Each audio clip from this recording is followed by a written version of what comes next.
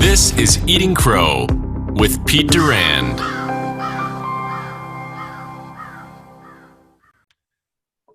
Hey everyone, welcome back to the Eating Crow podcast. I have the Hammer, Holly Hammer. Welcome, Holly. Hey, Pete. It's the coolest name for an attorney, by the way.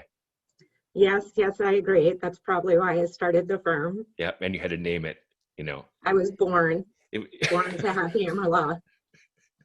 By the way, you just teed up one of the best tidbits of the podcast. You were born, by the way. Tell us the story about why it's so famous. It's such a big deal about when you were born.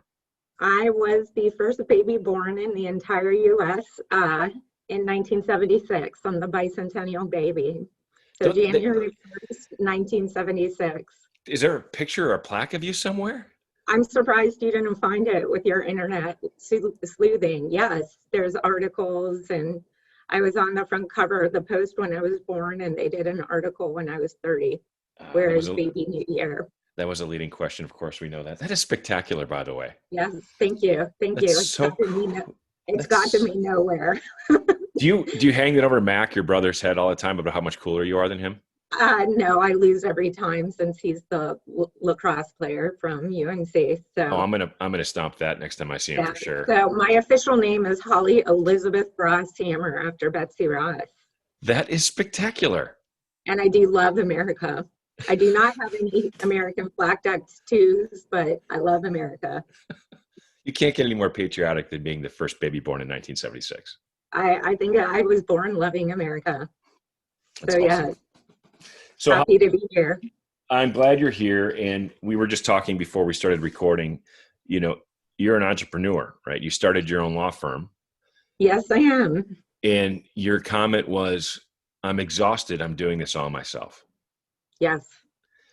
We can all relate. So we're going to drill into what led you to start your firm, but there's so much in your background I'm going to talk to that leads up to this, about why you decided to start your own practice. But some of the things you've done in the past, where you went to school, we got to pull some of that into your background. So sure. You're a UVA undergrad with a bachelor's in English, I understand. Yes, I am. Yeah. Did you know you wanted to go to law school when you were doing that? No, I actually wanted to be a sports medicine PT, specializing in sports medicine injuries. My dad played football at UVA, and I was a hardcore soccer player all through high school, and had a pretty severe injury, and they kind of saved me, and my PTJ was my hero. So I went to UVA, did PT pre-med program for 2 years, and was getting, C's, working my butt off. And I realized, as much as I loved it, that was not my strong suit. So love English, decided I think I'm going to do English and go to law school. So wow. I'm an attorney by default. I was not born wanting to be an attorney. There are no attorneys in my family. My grandfather on my dad's side worked in the steel mills in Pittsburgh. So he came from a real poor family, went to college on scholarships. My mom came from a very poor family, went to college. And so I don't come from a family where there are attorneys or doctors. And so I'm the first one. Wow. And hopefully you can out-debate Mac anytime you guys get into discussion. That's a losing battle every time.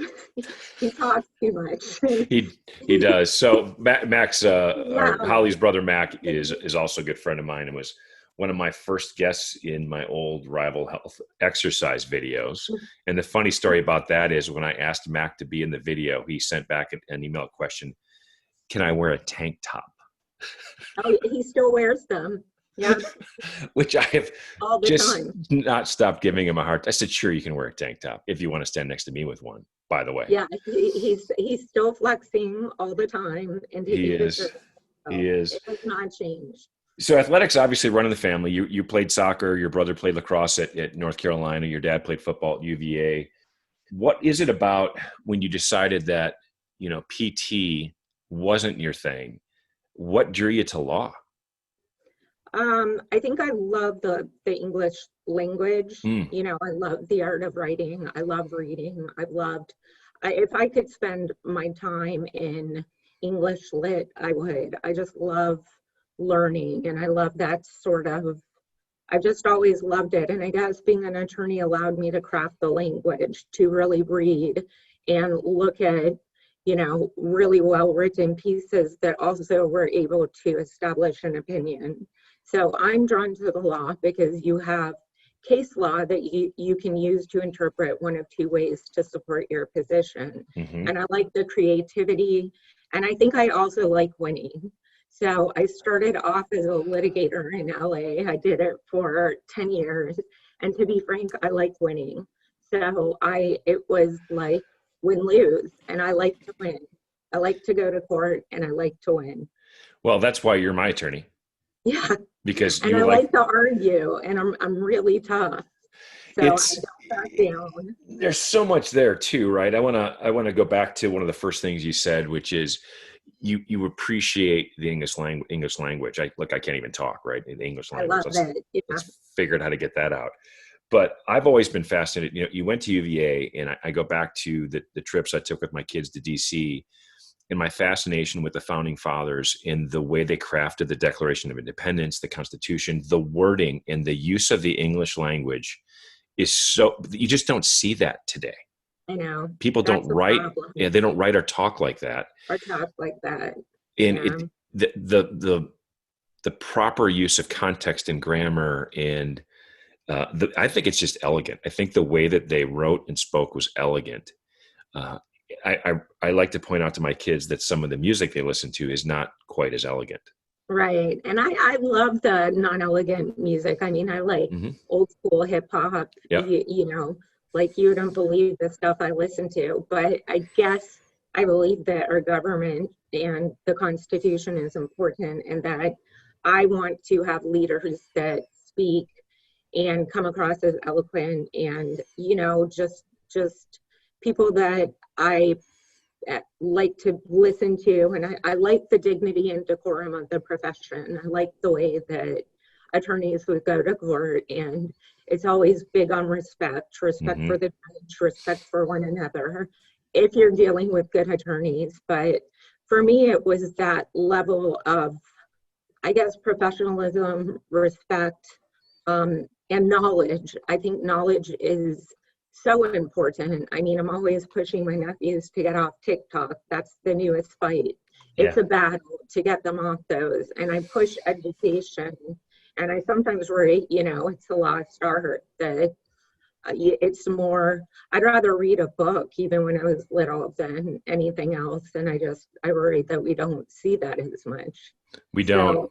It's funny. Two of my three kids were voracious readers. Yeah. The third one wasn't, and he is now, right? So he's much more gravitated towards reading than anything else, and he reads just about anything. So I had a rule with my youngest. I said, you can't see a movie until you've read the book. Yeah, that's so important, and I feel like it's easier to put them on, the iPad than to fight the battles. So there's an antique store down in Cameron Village, and my son, when he was 9 or 10, used to love to go in there with us and look around, but he would gravitate toward the old book section. Like, they have the incredible old books, and the owner of the store would come over, and my 10-year-old would grab him and say, come and show me this one and tell me about this one. And he said, tell me about the author, and then tell me about the characters. The guy's looking at me like, I said, believe me, it's not as impressive as it sounds. He's a normal kid. But when he was at school, they had a fireman come in and said, we're going to talk about what happens when there's a fire in your home and what you do. And the fireman said, you get up, you leave, you don't take anything. And Sammy raised his hands and he said, could I bring my books? And he had a bookshelf at the end of his bed. Cool. So he loves it. And you said a couple things here. One of the things, besides professionalism, respect, and the eloquence, I love the fact that you drilled into knowledge, right? Yeah. Constantly seeking knowledge. TikTok doesn't provide any knowledge. No. It might be slightly entertaining, but for the hour you sink yourself into that, you could have learned something. Right. Exactly. When you went to law school, by the way, undergrad at UVA, law school at Pepperdine. Yeah. So complete outlier. No one I'm all East Coast family. Everyone I grew up in Northern Virginia, Fairfax, and everyone's East Coast. My one brother still lives. My baby brother played at Georgetown. He played lacrosse there. He never left Fairfax. In fact, Wow. bought a house in the neighborhood we grew up in. So Wow. I am the outlier. And I remember when I told my parents, it was kind of a last minute decision. I had gotten into a lot of schools around where I lived, was leaning towards George Mason, or I think that was probably where I was going to go. My plan was to be fiscally responsible. Mm-hmm. I could live at home, save a lot of money. And I finally decided life is just too short. It's one big adventure, and I'm going for it. And I packed my car. I knew no one out there. I had seen the campus runs, and I went. And my parents looked at me like I was from outer space. They could not believe that I was doing this. So I've always been a risk taker. I always kind of believe that life is short. And so I had the easier option. And I guess the responsible one, where I would have come out of law school with less debt. Mm-hmm. But I felt like it was, if I was going to be in the library studying for hours, I wanted to be at the window where I could look out at the visage of the Pacific Ocean. Yeah. I needed to be inspired to do the type of work I had to do. You'll never regret it. No, it was the best time of my life. I would run on the beach behind the celebrity houses in Malibu. And I just remember looking and being like, I can't believe this is my life. Because it was the natural beauty that drew me there, in the water. I never surfed, but I love swimming. Huge swimmer in the ocean. I'll swim for, every time we go to the beach, I'm in the water with my nephews all day. And I do a lot of swimming. I was a lifeguard through high school and some of college. So it was just like my people, So you're not a big fan of Shark Week? I'm not afraid of sharks, and I don't watch it. I know. I just don't watch it. It's funny when you said your parents looked at you like you were crazy. We lived in Laguna Beach for a couple of years. And for me, that ruined me, right? I mean, that weather and the environment. That's what it was. Being able to work out outside all the time. And, people out there, they don't spend any time in their homes. They're outside all the time. And I loved it. North Carolina to me is a little bit of a nice balance between, 4 seasons, you're outdoors more. My wife is a Midwest girl, and she loves the fact that she can throw a sweatshirt on during football season, and I bet kind of dig into that. But so when you left Pepperdine, you did I hadn't heard this term before, in a judicial extern. What does that mean? A judicial extern. Well, I'm not in law, so what do I know? I mean, what that means, I clerked for a federal judge in downtown LA. My second year, that was what I did. So I was with Judge Nagel in federal court downtown. And the most interesting fact of being a judicial intern, she'd allow me to come into some settlement conferences, and she really nurtured me. But I was there when September 11th hit. Oh. And so I will never forget that day, because we were behind in Los Angeles, and I hadn't watched the news that morning. Mm-hmm. And so I drove downtown, and there are all these, Hummers and everything all over the roads on the freeway. And I got there, and there were all these federal guards around the building. And being a naive 24-year-old, I walked up and said, well, I need to work. And he said, have you watched the news? I said, no, what's going on? And so I was, a little oblivious, but I will never forget being there and, being at a building that they were shutting down all of downtown.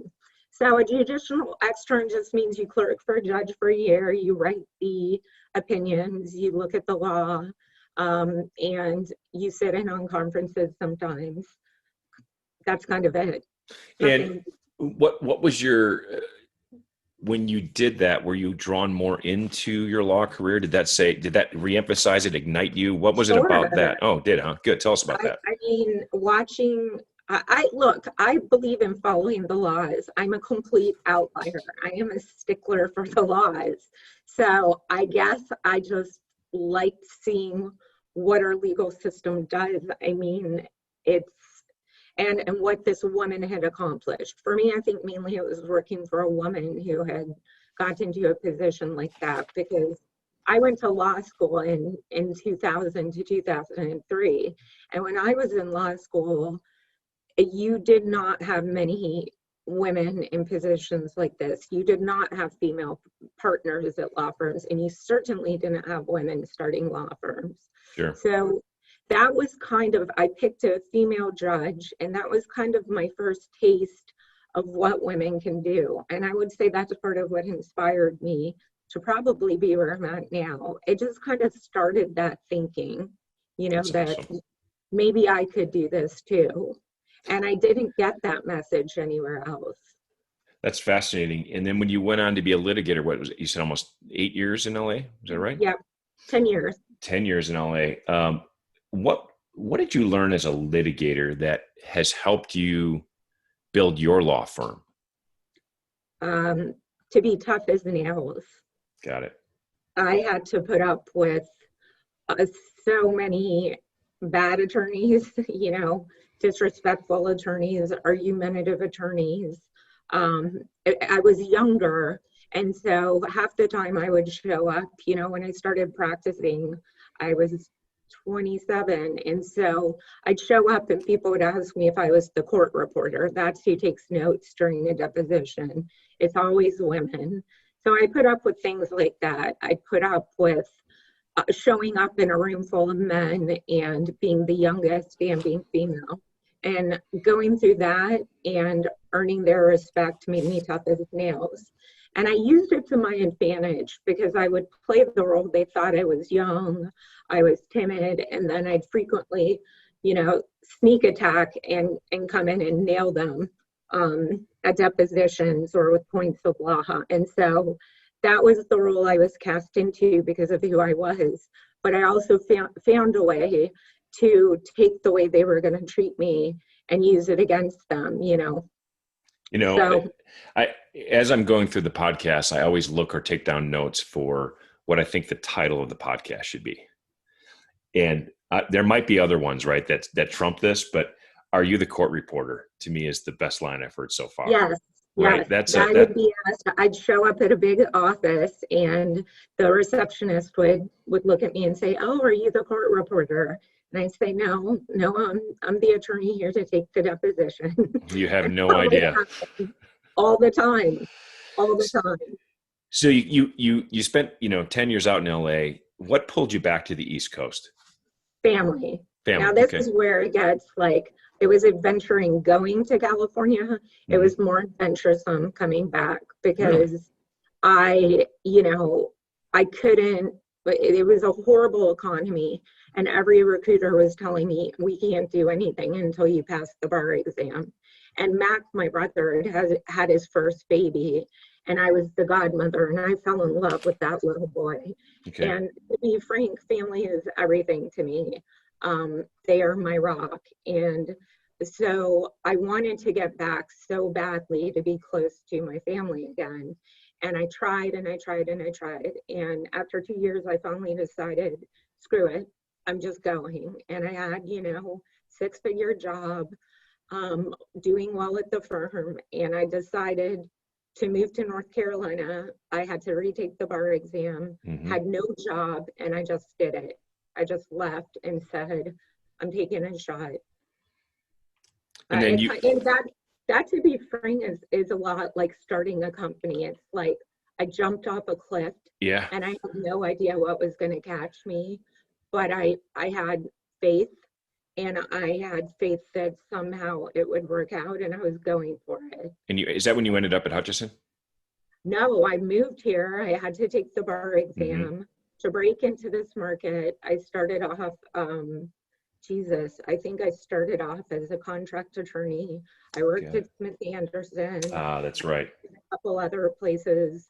And Raleigh is a kind of an old boys club, and it's very insulated. So unless you went to college with somebody or unless you know somebody, it was brutal to break in. And here I thought I was this great litigator from LA. I had this great resume. I was really impressive, you know, in my own mind. I thought, God, they're going to be lucky to have me. And Yeah. to be honest, a woman people think people from California are crazy in this.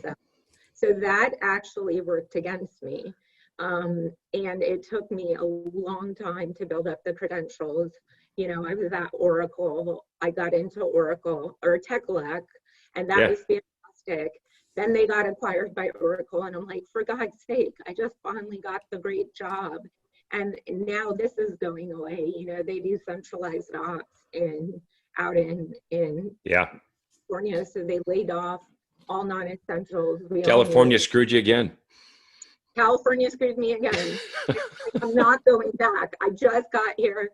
I have killed myself. I took the bar exam here is 3 days.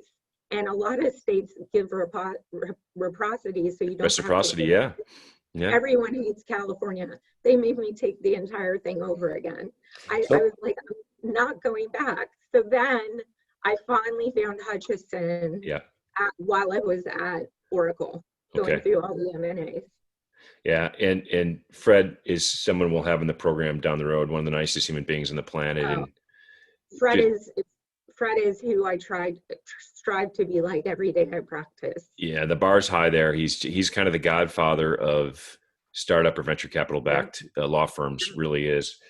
I have to ask, if you think about when you came here from LA, if you came here today, would you experience the same thing? I don't know that it would be as difficult. I like to think I think a lot of the diversity and inclusion that's going on right now, I think since I moved here, we had the Time's Up women's movement. To be frank, with some of the old traditional larger law firms, I don't know if that's ever going to change. They are not entrepreneurs. They don't have a mindset on being more inclusive and seeing what different people could possibly bring to the table, maybe trying something outside of the box. I don't know. I unfortunately don't know that it would be a heck of a lot different. You know, we had Don Thompson on the show, CEO of Walk West, and Don is a certified diversity and inclusion expert. And we talked a little bit about this. And one of the comments you just made is interesting to me. And you probably see this when people hear D&I, they come at it from one of two extremes, right? I hate it or I love it. People in the middle have not made a decision. But what you're getting at, and Don and I talked about the concept in a sense of a quota, right? I have to have so much diversity in my team. I think the challenge there, and Don talked about it, is he wants people to rethink the recruiting process. And I'll tee this up two ways. Let's say I've posted a job for a software developer and 100 people apply for the job. Well, if 100 35-year-old white males apply for the job, that's my selection pool. Right. But you're in the market. You've applied for work at these particular law firms with a very, and I will use the word diverse set of skills as a female, as a litigator from a completely different market, right? To me, that would be extremely valuable and interesting. I'd crave that to say, look, this is somebody that's going to think of this thing differently. Right. So you're in the pool. The fact that they wouldn't choose you is shocking to me, right? No, but you and I are entrepreneurs. One thing I think that led me to starting a law firm is that a lot of times people think in the box, and you see all these ideas where things can be expanded or things you're excited about or things maybe they're not doing and you think could be done. And a lot of times I feel like I'm shut down. And so I think you and I have the same, diversity and inclusion to me is not the color of your skin. It's about thinking outside of the box and not necessarily thinking that you have to do things this way, that they have to be from this school. They have to have this, it's like the more you do that, the less you open it up for people who are different.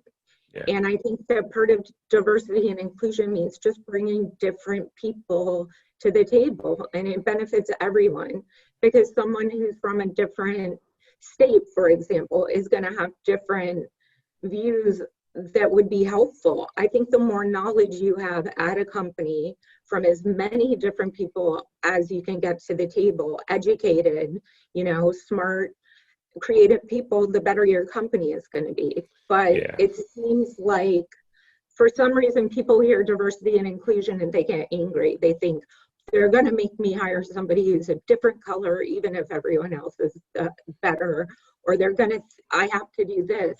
And that's not what it's about. It's just kind of challenging yourself a little to think, okay, well, maybe they're not necessarily what we would think. Maybe they come from a poorer background or have had, and it's just about being more inclusive, not and that's what Don was getting at, is it's rethinking the process when you have a set of talent in front of you, not looking for the same thing, being open-minded. Right. And apparently everyone other than Fred Hutchison seems to think in North Carolina that if you went to UVA or Pepperdine, you're not welcome. Yeah. No, everybody does. They just don't want you to have practiced in California. Oh, that's what it is. The actual practice out there is what bothers people. And really, if you haven't gone to UNC, Duke, Wake Forest Law School, you're kind of screwed. Yeah. So, yeah, I think the problem. When I first moved here, and again, I've been here almost 20 years and lived in California, Virginia, Ohio, Michigan, Wisconsin, all over the doggone place. I felt like if I didn't have, khaki pants, a light blue shirt, and a dark blue blazer, I didn't fit in. That's exactly how I felt. I felt like I had to fit in this box, and khaki pants, blazer, bow tie, a little Southern accent, and I was like the total outlier. Here I am from California, I'm more of a free spirit. We used to wear jeans to the office, of course, designer and really nice, well, it was all real fancy, but Well, I don't have this image of Reese Witherspoon in Legally Blonde walking into the office with your purse on your arm, and your I mean the male partners would wear their cool jeans and their little eyes shirts and the great shoes, and it was very cool. It was just completely different. And so here I come, and I think I just always have been a bit of an outlier, and I think that's part of what as entrepreneurs drives us to do what we do. We don't quite fit the mold, and I think we're also very creative, and I don't like having bosses, to be frank. I decided, you know what, I can do this and I'm going to do it. I don't know. It's just kind of like how I decided to Pepperdine. I never wanted to start a law firm. It wasn't my goal or my plan. Right. I meet a lot of people who had strategic plans for years, and it was their life goal. And I just kind of got to the point where I felt like I needed a sabbatical. I was burnt out. I needed to figure out where I was going next. And I had clients freak out. And I'll never forget, Fred was very encouraging. He said, why don't you do it? And no one had ever said to me in my entire life, why don't you do it? My family wants me to play it safe. My parents want me to be safe. And that was the first time I thought, you know what, maybe I can do it. And so I did it. And Fred did that with another good friend of ours, Ken Moretti. Ken went out and started his own firm. Did he really? Yeah. And by the way, Ken was my counsel at my first startup when he was inside of Hutchison. Yeah. Yeah. And then he went and did his own firm, and you realize, holy crap, this is exhausting. Yeah. And was working 90-hour weeks. I had lunch with him one day and said, dude, why don't you come inside and be our inside counsel? And then we worked together for 5 years and became not only one of my closest advisors, one of my closest friends and most trusted colleagues. And now he's back at Hutchison. Yeah. And he's with Fred. So I love Fred. I love Fred. And I can see why he did that. One thing I'm finding as an entrepreneur, a solo, is I get really lonely. I think I thrive on the energy of other people. I mean, I get excited being part of a team. Yeah. And so that is what I miss the most. Yeah. And, it's a testament to people with Fred's mindset. He basically, his firm, so Hutchison, just so folks know, is primarily the law firm for all startups in the RTP area. So he's built a niche. So he's around entrepreneurs every day. He understands it. He understands you got to scratch that itch and feed that. But you're right. So we talked about before the podcast, and this is now we're going to shift gears into your firm and what you're experiencing and what other people can benefit from. It is lonely, right? So even starting this podcast with a day job, I'm working nights and weekends by myself doing this, but I like it. I'm actually finding myself at 6 o'clock in the morning editing a video, smiling because it's so much fun. Well, I know you. That doesn't surprise me. Yeah, I'm a little bit of a high energy guy. That's you're true. You're probably like doing a training for an Ironman too. I'm training. My training has definitely shifted to survival.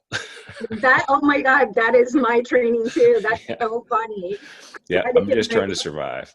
I try to give myself with the workouts, like they've all gone, not well with the gyms being closed. And I'm like, my training is survival. I will get back to that, but right now, let's survive. Yeah, and I've got, my kids are all up and out of the house. So my daughter lives in Charlotte. She's been married a couple of years. And by the way, her husband played soccer at Duke. So I got the whole Duke thing in nausea. And then my other son graduated from State, played soccer there as well. But he took a job in commercial real estate in January. Yeah. And he said, I want to live at home for a year, save money, and buy a house. So do you guys mind? I said, if you got a plan, I'm all for it. Well, then COVID hit and commercial real estate has been a joke. Yeah. So when March 15th happened and we said nobody's going back to the office, he and I drove to my office and took all the dumbbells and a bench out of our gym in our office and brought it to the garage. I've been training with this 23-year-old Division I, and Holly, I'm beat up. I tore a muscle in my elbow. He crushed me. And so that's awesome. I said, I got to back off. And he just looked at me like, yeah, I knew I'd kick your ass. Yeah, that's awesome. That's awesome. You said a couple things about, what it's like to be an entrepreneur and particularly with a law firm, right? You got to wake up and grind every day. It's all about billable hours. So it's not a, make money while you sleep thing. You got to grind it. Yeah. What about, I've got a couple questions that'll help me understand and our listeners understand. When you think about Hammer Law, because of the nature of your personality and your background, what kind of clients are attracted to you or are you attracted to? Where's your customer base coming from? Gosh, I just love people. Okay. So my customer base, most of them are referrals from other attorneys in the community, to be frank. In terms of eating crow, I know nothing about social media. I am trying to figure that out. I've hired my third company to help me with my website. That's another huge eating crow. But my company, basically I help people who need help. So I don't do litigation anymore, but I help companies with employment laws, business matters, and I help individuals who want to have contracts reviewed and negotiated. So severance agreements, employment agreements, non-compete agreements. And so I work with an amazing group of people. Okay. I have a stable base of company clients that actually came with me when I left Hutchison. They insisted on coming. Wow. And the first couple of times I made them ask permission because I am very loyal and I had no idea what to do. And I said, well, you can come, but you got to ask, the partner first. And then they said, that's okay. You don't have to do that. If they want to come, they can go. Oh, and that's great.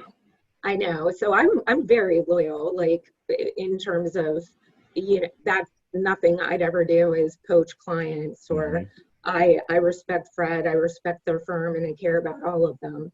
But so I have my corporate clients and with them I deal with anything. And I've been blowing up with COVID. So in terms of things being stressful, this year has been brutal because in March we had all the new laws hit about the Families First coronavirus protection and everything that goes along with that. And so I'm in year 2 of starting a firm. Year 1, I had 3-disc cervical spine fusion in my neck. Oh. And I worked through all of that. I never stopped working. Year 2, corona hits, and I'm in the situation that most attorneys will never go through. We have had the laws written and we're going through entirely new laws and learning it as we go. I mean, normally you have case law and the answers in advance. Here, you don't have those. You are learning, on the fly, day by day, as new guidance comes out. Mm-hmm. So I've done a ton of that. I mean, I don't know that I slept much in March and April between reading law. It was reading laws. I mean, I've never done so much reading since law school, and then helping clients implement compliance with what do we do with getting workers out of work? What are our policies? When can we bring them back? How do we protect them? What do we do with leave requests? And that's been incredibly tough, because you're trying to run a business, you're trying to run the business and practice law.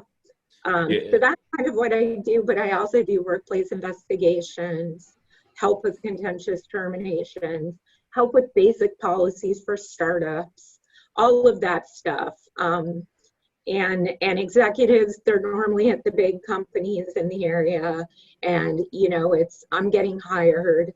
What can you do to help me? And I know a lot about equities, so I can help with vesting, acceleration on change of control, look at things like that, make sure they have the documents, and then severance agreements, same thing. Sometimes I get involved and negotiate if the facts warrant. Other times I'm behind the scene. I let my clients dictate my involvement in court. So oftentimes you're on a different side of the fence, right? Sometimes you're representing companies, helping them structure law, and sometimes you're representing people like me as an individual who might need somebody taking a look at my employment contracts, et cetera. Sure. So but it's never contentious. I don't ever, and I say to every person who calls me, if you want to sue an employer, I don't do it. Find somebody else. My goal is to not work with anybody who wants to sue. It's just to help with contracts and understanding and making sure you're protected. And a lot of times you don't know what you don't know. So if you're getting a reload package, what are the repayment obligations? Or, all sorts of things that I can do to help people make more money. That's what I do there. And I love it. Like, I love helping people. So I can use my knowledge to help individuals make more money. And I can use my knowledge to help companies in very stressful situations. So you've used the word, the terms helping people quite often there. I noticed one of your passions is healing transitions. Yeah. So I want to touch on that as well as one of your, as your primary volunteer, objectives and passions. Tell us about what Healing Transitions does and why you got involved.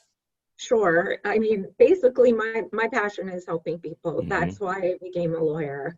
And now with my own firm, I don't have to set the rates that I would at a larger law firm to help people. I felt like the longer I did it, the higher my rates were getting, and I couldn't help people, and it quit being fun. And so I wanted to be able to help more people.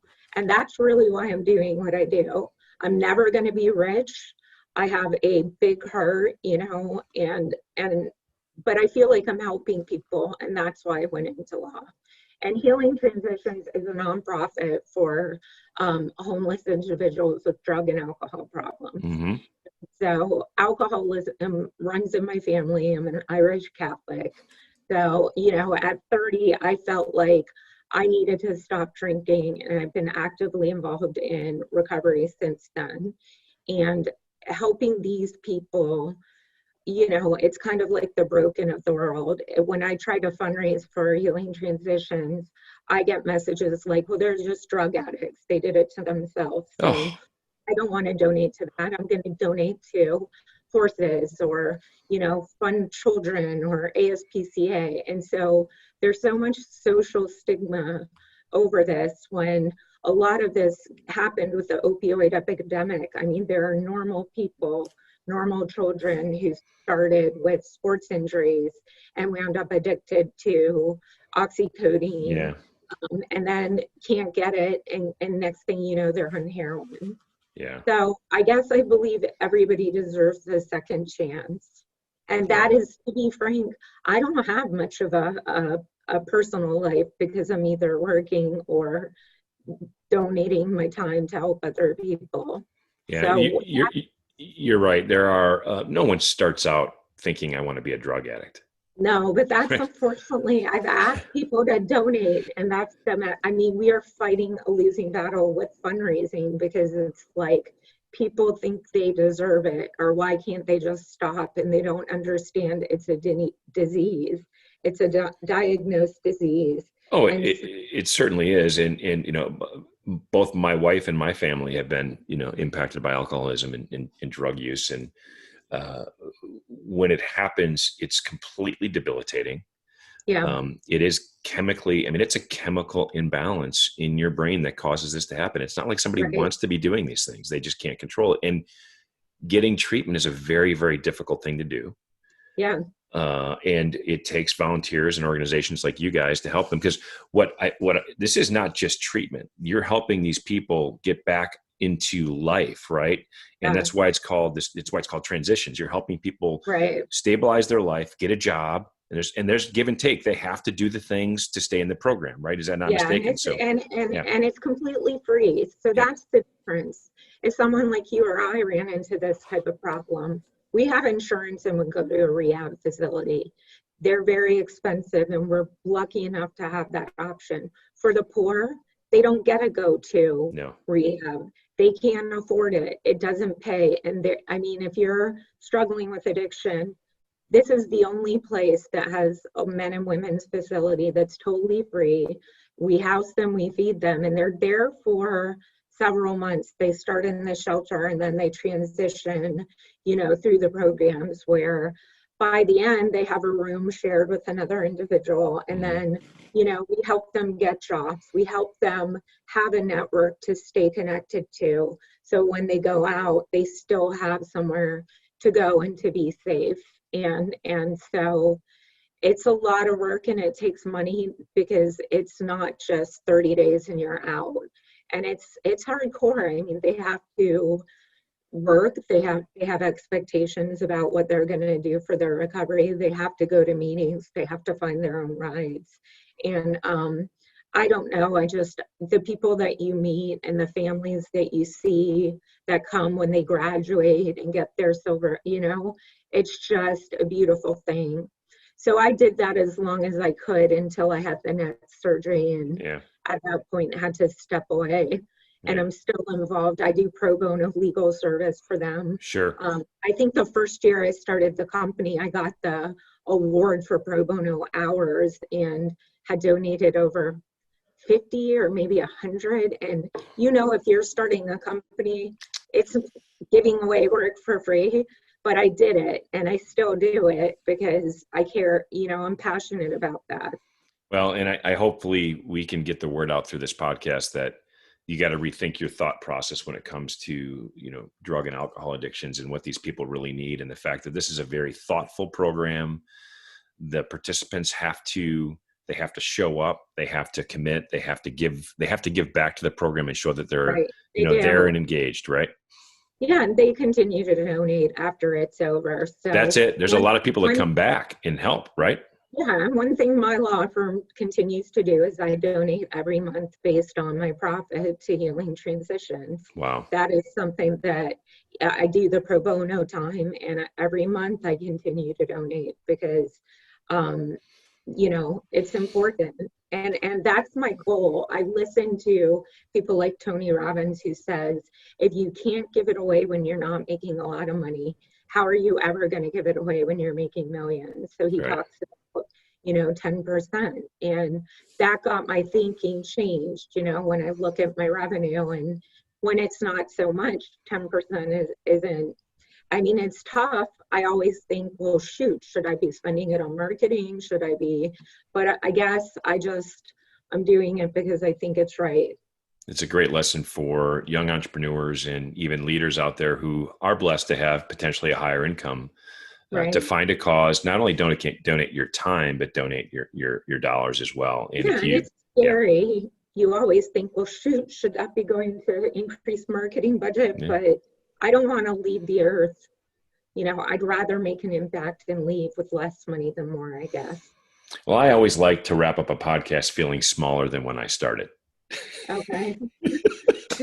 What's that mean? You're doing it all. I mean, you're doing it all. You're running a business. You're giving your time. You're giving your money. You're doing all the right things, and you have the world's biggest coffee mug or teacup, whatever that is. Why do you think I need it? That It's is too good. that's a That feels massive teacup. good because I think as entrepreneurs, we frequently beat ourselves up, and it's like, I'm not doing enough. I should be further along. So no, you're doing all the right things, and let's get together and solve your social media problems. I've got some ideas there for sure. Yeah, if anyone listening is willing to be a mentor, I've been doing this all alone, and I'm realizing I need a team. As entrepreneurs, one thing I'm realizing is, I tried to do it all myself. And so realizing that there's a world of people that know more than you do and have walked the steps before, utilize that. I worry they're going to be annoyed. They don't have enough time. They're busy. But I've decided I am going to have to walk through that, and hopefully people want to help me the way they've been helped. Absolutely. It is, you have to reach out and get help. Even, the people that helped me design the intros and the graphics and some other things for the podcast, I can't do that work. I don't even know how. Right. And we formed a good friendship. They've bought into the concept, and they're good people. That's what I also enjoy. They're good people. Good people. Yep. Yeah. And that's so who I work with is good people. The one rule I have for my firm is, if you're a jerk, I won't work with you. I don't take the case. And I never had that option before. It's incredibly liberating. It's the best feeling in the world to be able to say, this is not a nice person. I don't like the way they're talking to me. I don't think I'm going to work with them. I never got to do that before. I had to work with whoever I was told to work with. Yeah, one of our guests, a former investor of mine, Todd Webush, his podcast is going to be released, I think, in a week or two. He has an investment group, and the name of the investment group is actually called No Assholes Inc. See, that's my rule, but I didn't want to say that. I have a no asshole rule. Yeah, they don't with assholes. I love it. It simplifies things, right? They don't invest in companies where they think that people are jerks, no matter what the opportunity looks like. And the fact that you've got the freedom to choose clients that align with your beliefs is fantastic. Yeah, that's the biggest gift of all of this. Well, Holly, this has been fascinating. I didn't realize all the different depths of your background and your personality and what's driving you to do what you do. And I am going to give Mac a hard time because he is clearly not the coolest hammer. Well, thank you. Yeah. That would be nice. I'll let him know. They have no idea what I do. So tell them I actually, do a lot. I will. It's been a pleasure having you in the program, and I'm really grateful for your time, and I can't wait for people to hear your story. Absolutely. Thanks so much. Thanks, Pete. Let's catch up soon. You bet. Thanks for checking out Eating Crow here on YouTube. Drop a like and subscribe so you never miss a video.